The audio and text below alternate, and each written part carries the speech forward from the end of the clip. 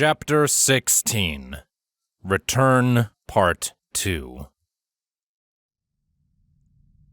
The library keep was dark and quiet, filled with the silence that only came with the wee hours of the morning.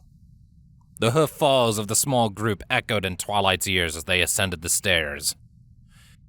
As they climbed, she wondered if they should have left the first group cursed and in the pods. No, she decided. We may have alerted the changelings, but a significant number are missing their primary advantage in defense. As long as the changelings only had their illusions, she could kill them freely. Why did the changeling that turned into you revert back into a changeling when you killed it, when the ones in the tower didn't? Rainbow asked in a hushed whisper. It was using an illusion. The ones with the cursed victim manifest a flesh and blood copy, dismissing their demonic form back to the abyssal plane until they need it again, Twilight explained. When they die, all that's left is the corpse they inhabited. She turned off on the third floor, even though there were no likely spots for the changeling nest.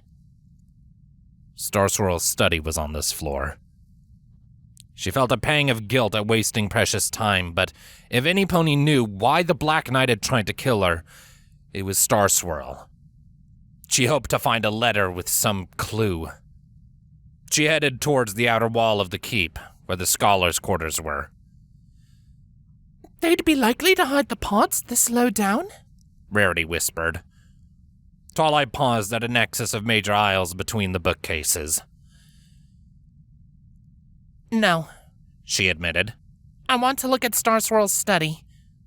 I'll only be a minute. Stay here and watch my back, she said. You're going alone? Rainbow hissed. I think I want to be alone, Twilight murmured. It's okay, Twilight. We'll be here, Fluttershy whispered. So you're in a hurry 1 second and now you're not? Rainbow muttered. Rainbow, she needs this, Rarity said. Rainbow sat back on her haunches. Fine. Go. Twilight sighed and pulled the belt free and passed it to Rarity. Hold on to this, just in case you run into some pony, she whispered. I'll be fine. She stepped forward again. For a moment, her friends were still with her. She could hear them breathing in the darkness, and she knew that if she turned, she would see them. But when she turned a corner, she was suddenly and completely alone. In the distance, down a long aisle between the shelves, she saw the faint glow from the candlelight of a late-night reader. She closed her eyes as she walked, breathing in the scent of dusty tomes. She was home. In her mind, she was in the middle of a study session, hunting down a book she wanted to read. She opened her eyes, the weight of her swords breaking her fantasy. Every pony here knew she was different from what they remembered.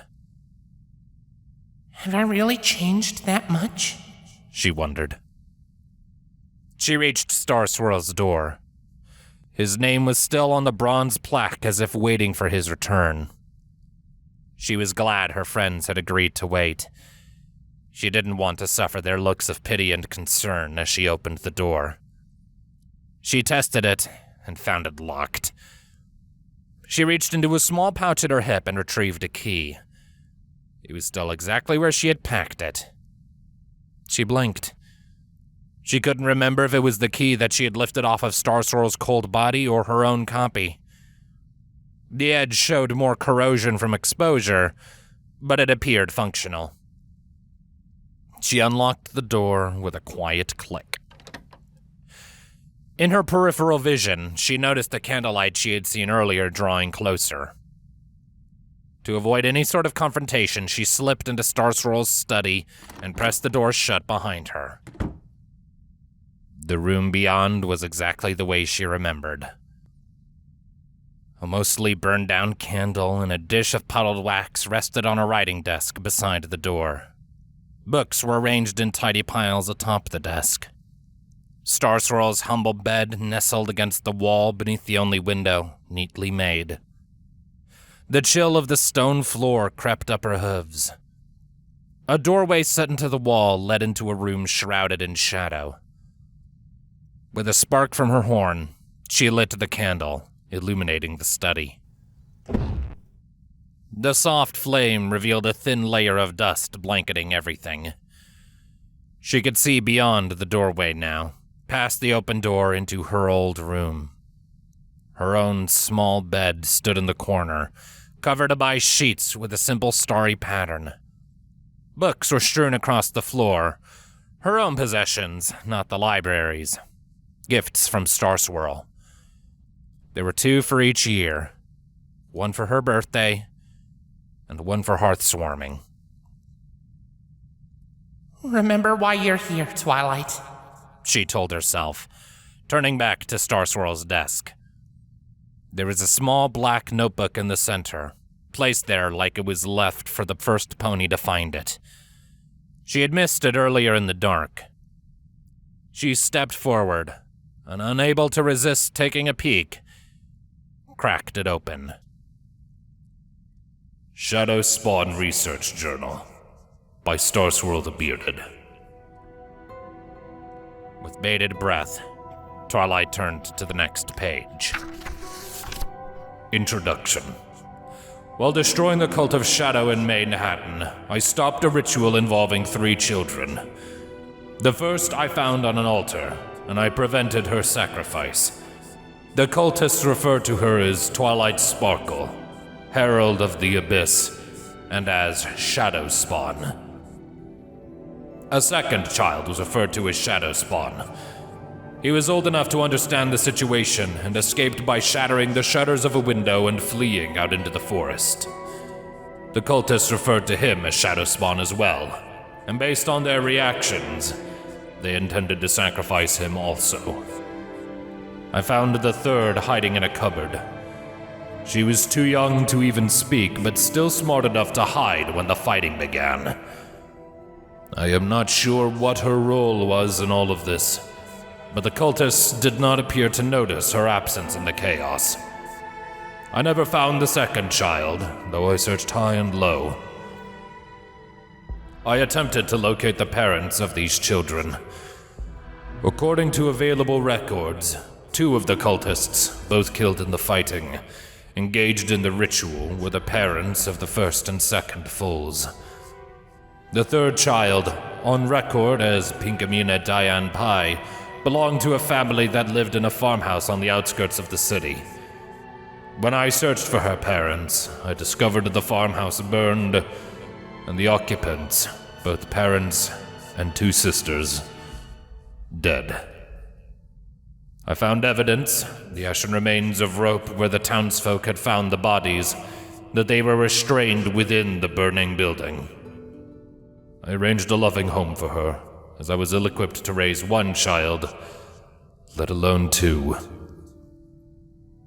I, Star Swirl the Bearded, have adopted the child found on the altar referred to by followers of the dead god Azrael as a shadow spawn, and endeavor to ascertain its nature. I will keep an eye to the best of my abilities on the third child, but the first was the most important to the cultists and demands the majority of my attention. They appeared to believe that the deaths of these shadow spawn would lead to Azrael's return. I will assume that the child is a shadow spawn, and that they are a threat. What follows on these pages are accurate, objective observations of the shadow spawn. I am conducting my research within the walls of Candlekeep, where it is safe. A shiver ran down Twilight's spine. Her own parents had tried to kill her. What is a shadow spawn? She wondered. What am I? She flipped the page to the first entry in the journal. Based on the date scribbled at the top of each page, it was made 2 months after the introduction. Unusually powerful wild surges. Wild surges are common to all unicorn foals, but the shadow spawn demonstrates extreme power. I'm glad it's old enough to consume solid food, because if it were not, I would have to find a wet nurse capable of tolerating a risky environment. Other than the wild surges, it seems that the shadow spawn is an entirely normal foal.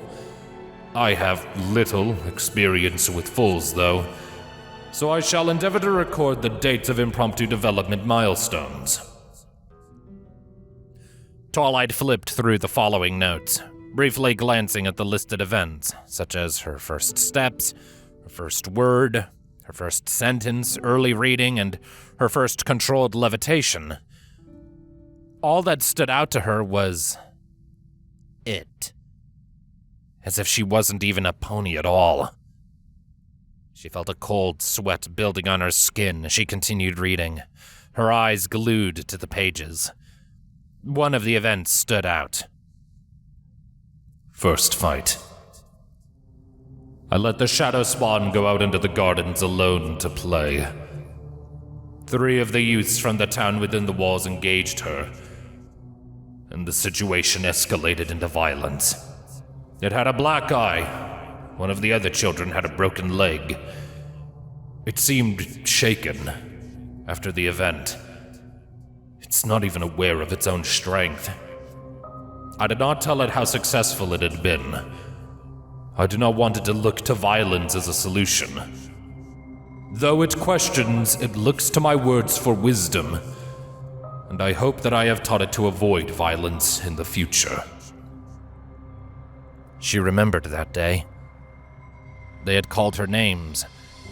She had called them something creative and vulgar and had gotten a hoof to the eye in return. She retaliated in kind, turning to her favorite tool, her magic. She only remembered the shrill screams of her attacker and the adults arriving after that. Of course, Star Swirl gave her a talk about not using violence to solve her problems afterwards. He also insisted that she spend more times with other ponies within a few days of the event. In a way, that fight was the catalyst for her friendship with Pinkie Pie. She skimmed forward. Everywhere, she was an object to be studied. Didn't he love me? She thought. She wondered who was lying. Granny Smith, her memories, or the coldness of the words on the page. Another entry stood out, and she read it carefully. Fascination with death. Today, a pony was hanged. The shadow spawn expressed extreme interest. If I combine this interest with the rat it killed, apparently out of curiosity, it reveals a disturbing pattern. Despite all attempts to raise it as a normal child and teach it moral values, it appears to lack a foundational understanding that killing is wrong. I appealed to its sense of reason, well developed for its age, and I hope I was convincing. While its perspective on death might reveal its nature, I fear what might happen if it gains a taste for killing. The third child expresses no such behavior. Her perspective is continuously pure. It is likely that the third child is not a shadow spawn, but my parenting abilities are demonstrably inferior to the cake's, and I may be the cause of the shadow spawn's moral failings. However, Celestia, who is kind enough to correspond with me through letters from the celestial plane, seems to believe that it is in the shadow spawn's nature to kill. Twilight tore the page in shock. Celestia knew what she was. She lied to me, she thought. She swallowed, trying to wet her dry mouth, and continued reading. Magic test. Celestia, in the guise of a mortal, visited today, on the same day that the shadow spawn was scheduled to demonstrate spellcasting. According to the rules of Candlekeep, it is not enough to be my adopted daughter. All fools within the library must be learning something, and show that they are learning something.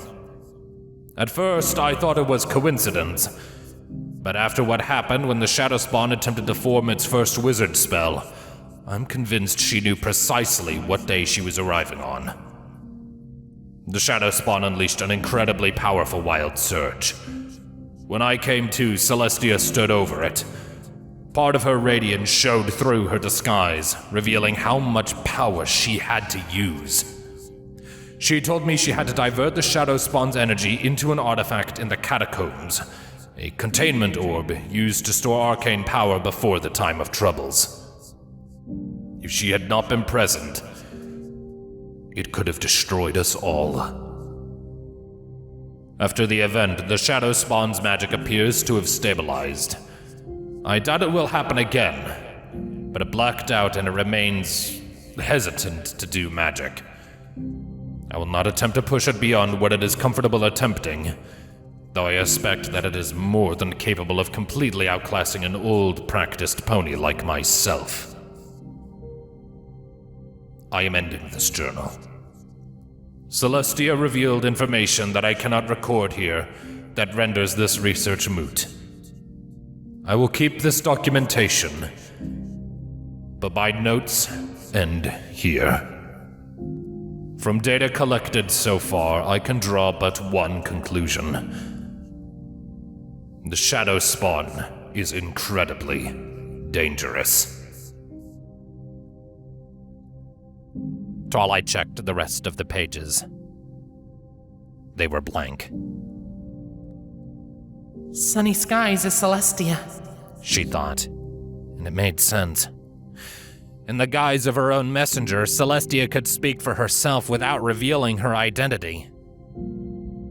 How could she have been so close and not save him? She wondered. Celestia had been within spitting distance of where Star Swirl faced the Black Knight alone. The only conclusion left to her was that Celestia had allowed Star Swirl to die. Twilight closed the journal. She slowly floated it over the candle. Why shouldn't I burn it? She asked herself. All it told her was that Star Swirl adopted her to study her, not to care for her. Why did you die for me if you didn't love me? She wondered. It's the Black Knight's fault. If he hadn't forced Star Swirl out of Candlekeep, I never would have known. She wished she was still living in blissful ignorance inside of Candlekeep's walls. At the last moment, she snatched the journal away from the flame and stowed it in her pack. Star Swirl may have never loved her. Celestia betrayed and lied to her. All she had left was her friends. They deserve to know, she told herself. She turned toward the door, but as she reached out to it, it opened. Sunny skies stood on the other side. Hello, Twilight. Sunny Sky said in a mellow tone, as if she expected this all along. Twilight froze in shock. When she found her voice, all she could do was quietly murmur, What are you doing here? Sunny Skies rigidly stepped past Twilight into the study. She ignored her, glancing at the empty spot on Star Swirl's desk. I see you found his journal. Why did he call me an it? Twilight questioned, still dumbfounded. The question automatically jumped to the forefront of her mind. He never loved you. Sunny Sky stopped in the center of the study, gazing around it with an air of contempt. He created this artificial domicile and fooled everyone. She turned, focusing her cold gaze on Twilight. Why? Twilight breathed. She closed her eyes, cringing as she awaited the answer. He adopted you to study you, Sunny Skies said. He and Celestia wanted to know their enemy. You, the monstrous shadow spawn. Twilight gritted her teeth. It was the answer she expected, and it hurt more than any wound she had suffered. I know it's you. She growled, opening her eyes to glare at sunny skies. You're Celestia. Why did you let him die? She reached for her swords, her chest burning. The briefest look of uncertainty passed across Sunny Sky's features. She hesitated for a moment, unsure. Why do you care that I did? He didn't love you. I sacrificed him to test you, to see what you would become. Her voice built as she spoke. And look at you now. The monster you were born to be. Ready to kill a goddess. Twilight recoiled, taking a step back. My friends don't think I'm a monster. They do. The ones who have seen the truth don't love you, Twilight. Sunny Skies leveled her stern gaze on Twilight. Not me. Not Star Swirl. Not your friends. You are alone. She raised her head, staring down at Twilight. You think they pity you? Care for you? They don't. That look in their eyes? It's contempt. Twilight closed her eyes and pinned her ears against her skull, trying to muffle out the words. That's not true, she murmured. They've judged you for the killer that you are. They follow you only because they are afraid of you. They hate you, Sunny Skies said. Surely you can see it. That's not true, Twilight repeated, loud and clear this time. You know it's true, Sunny Skies countered, her voice low. They'd be better off if you were dead. They'd be happy if you killed yourself. That's not true! Twilight roared. Magical energy, undirected by any conscious thought or action, surged from her horn, and she immediately felt drained. She heard a wet pop, then a thunk. Something warm splattered her face. Prepared spells on the edge of her mind vanished like ethereal smoke. Twilight smeared off the glue clinging to her eyelids with a foreleg and opened her eyes. Green ichor dripped from the ceiling. Fragments of black carapace clung to the walls. Every surface of Star Swirl's once cozy study was coated in viscera. It was just a changeling. Sunny Skies was just an illusion, Twilight realized. It must have found the journal and put it where I could find it, she thought. Briefly, she entertained the idea that the entire thing was a fabrication, that Star Swirl had never referred to her as an it, but the script bore all of his quirks. She was certain he had penned those words. It was trying to get under my skin, she thought, but she had to wonder if it was right after all. I am dangerous. Wouldn't every pony be better off if I weren't here?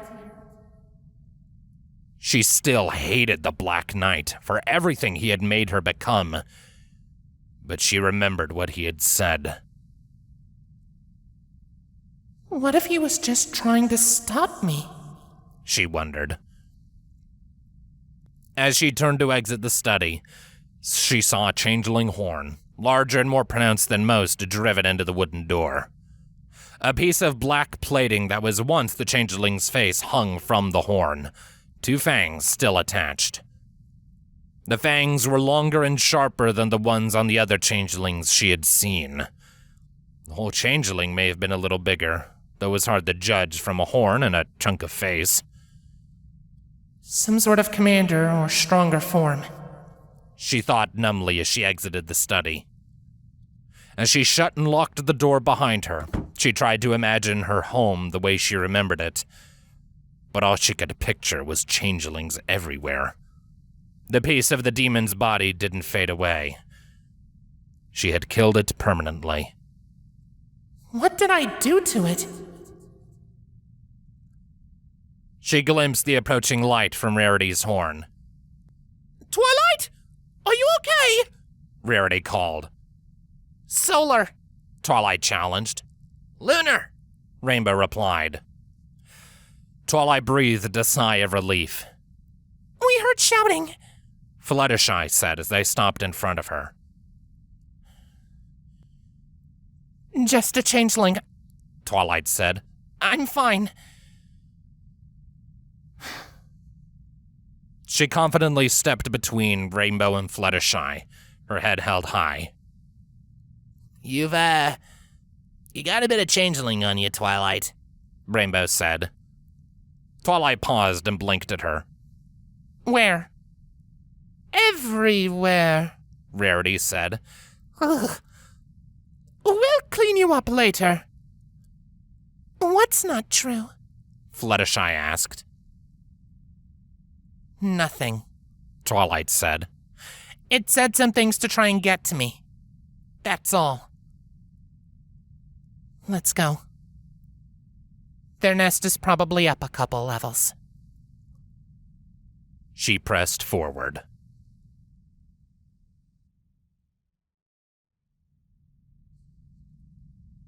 Twilight peered around a bookshelf. 5 Candlekeep guards and their captain Thunderfoot protected the second changeling nest, a mess of pods wedged into a corner of the keep. 2 unicorns in the back wielded bows, while the 4 guards lined across the front made a barrier with the lances strapped to their sides. They each carried a hoof mace as an alternative. A few changelings in their demonic forms flitted about in the shadows. She pulled back, drawing her swords. It looks like they're making their last stand here, Twilight whispered. Every pony remember the plan? Fluttershy, Rarity, and Rainbow all nodded in affirmative. Twilight took a deep breath and checked her protective spells one more time. Stoneskin, shield, and spell tuning were all active. It was almost everything she had left. A hiss came from above. She looked up and saw a changeling body falling off the top of the bookshelf, Rarity's arrow in its eye. It thudded to the ground in front of her, already beginning to fade away. Go! Twilight shouted. It's now or never. She rushed out around the bookshelf and charged the guards, flaring her horn into a glowing beacon. From the darkness around the nest, green bolts flew at her, dead on target. As they neared, they curved to the side, whipped around her in a close orbit, and launched back at their source, redirected by her spell turning. Although the changelings shrugged off their own magic, the bolts of green light illuminated them. 2 arrows rattled off of her ethereal shield a moment before she met the lance line. With a swing from Solstice, she swatted aside the pointed tips of the spears. She followed with Celestial Fury and cut them short. A blue blur shot past overhead as Rainbow moved to engage the demonic changelings. Her enemies quickly switched to their hoof maces as she shattered their formation and moved in amongst them. They took great heavy swings at her, exposing themselves without heed to their own safety. She swatted aside their blows with ease, but when 2 came at her from the front, 2 would strike at her from behind, eroding the layers of her stone skin one by one. I can't fight back, she reminded herself, resisting the urge to kill that came with every opportunity they gave her. As she ducked under a swing, she checked Fluttershy's position. She had reached the pods. Her cloak formed a thorny dome around her, deflecting arrows and bolts of changeling magic alike. From her hooves, a soft green glow spread across the floor and over the pods. Angel stood protectively beside her. As Twilight watched Angel smash a changeling moving in to attack Fluttershy, a mace struck her across the face. She didn't feel it, but it shattered her last layer of stone skin. She backpedaled and deflected a hoof mace with Solstice, but another struck her in the shoulder and threw her to the ground. You had better be finished, Fluttershy! She thought as she closed her eyes and unleashed the sunlight stored in celestial fury. When she opened her eyes, blinking away the bright light, her enemies were no longer ponies. 4 changelings reeled in the aftermath, their carapaces scorched and their gossamer wings burned clean off. Fluttershy had lifted the curse without a moment to spare. Scattered changelings that had been fighting Rainbow Dash near the ceiling plummeted to the floor with damaged wings. Twilight climbed to her feet, ignoring the pain lancing through her shoulder. She grinned and readied celestial fury. My turn.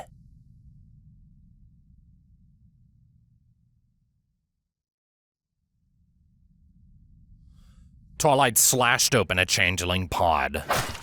Thunderfoot slid free, coughing and spluttering as his head broke from the ichor. He fell onto his belly on the floor, his chest heaving as he sucked in deep breaths. Around her, conscious ponies desperately pounded their hooves against the inside of their green prisons, but one was still. Ahead of her, in the center of the mass of pods, was one larger than the rest.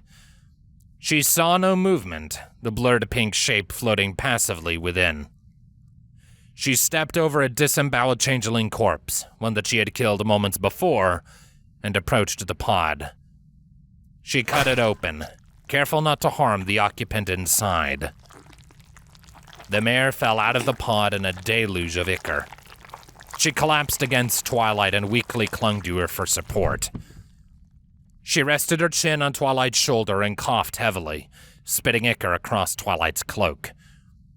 Her horn brushed Twilight's ear. When she found air, she whispered, I had the strangest dream, Shining. Twilight reached up with a hoof and wiped away the green slime coating the unicorn's back. She had wings. Princess Cadence? Twilight murmured in disbelief.